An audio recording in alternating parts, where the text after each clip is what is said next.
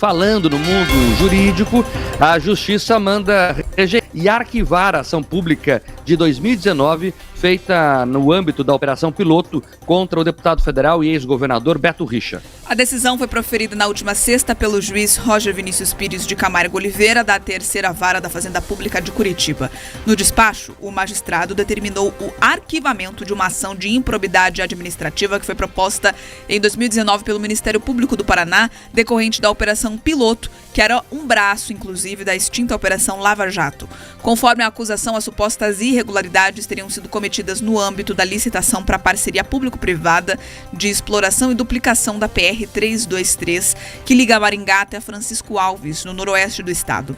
Entre os alvos da ação civil pública estavam o deputado federal e ex-governador Beto Richa, presidente do PSDB do Paraná, e mais 12 pessoas e empresas também. Na decisão, o juiz menciona uma alteração feita na Lei de Improbidade Administrativa em 2021. Desde então, é uma exigência obrigatória a apresentação de dolo específico para a configuração da improbidade. Ou seja, seria necessário que o Ministério Público indicasse especificamente as condutas imputadas a cada um dos réus da ação. Em agosto deste ano, a Justiça concedeu o prazo de 15 dias para que o MP apresentasse as provas contra os acusados. Mas o magistrado ressaltou no despacho que o prazo foi passado, aí o MP não cumpriu com a decisão judicial, trazendo argumentos desprovidos de embasamento legal e jurisprudencial. O juiz considerou que as acusações feitas pelos promotores do Ministério Público foram sem a apresentação de provas ou sequer a individualização de hipotéticos comportamentos irregulares. O deputado Beto Richa ressaltou que a decisão é um marco importante, que ela mostra que houve uma tentativa de criminalizar a gestão pública. O político destacou ainda que o arquivamento é a primeira decisão para restabelecer a verdade em torno da politização e perseguição orquestrada pela extinta Lava Jato contra ele, ex-secretários e também contra empresários. O ex-governador reforçou também que está em busca de reparações para outras ações propostas pelo Ministério Público Federal e também pelo MP estadual, que, segundo ele, não tem provas. Hora do Beto Richa no campo judicial, e veja ali que é interessante, a gente acabou de falar da importância do mundo jurídico no eleitoral ultimamente. Não é coincidência também, o Beto Richa, assim que acabou de anunciar uma espécie de pré-candidatura à Prefeitura de Curitiba, começou a ter ações desenterradas em todos os lugares, né?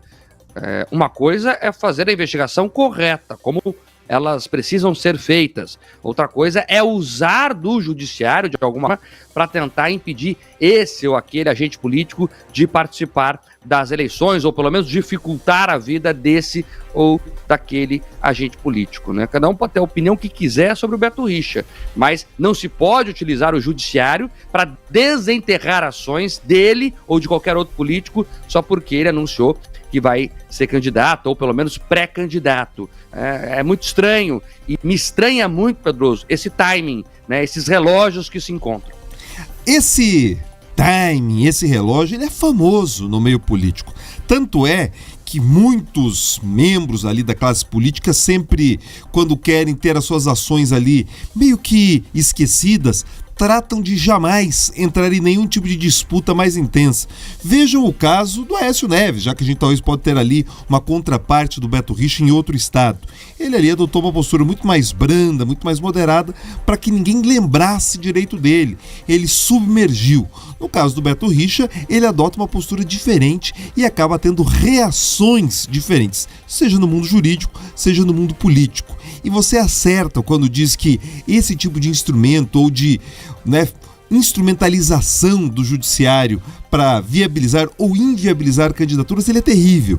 E isso exige uma responsabilidade, uma responsabilização maior. Porque vamos lá, nesse caso, desse tipo de operação, das duas uma, ou você teve ali o Ministério Público não fazendo direito o seu trabalho, apresentando denúncias as devidas provas, ou você tem ali, porque talvez as provas ou não existissem, ou foi assodado, ou você tem ali alguém que de alguma maneira foi acusado sem a devida responsabilidade, ou seja, ele não tinha culpa daquilo que ele foi acusado.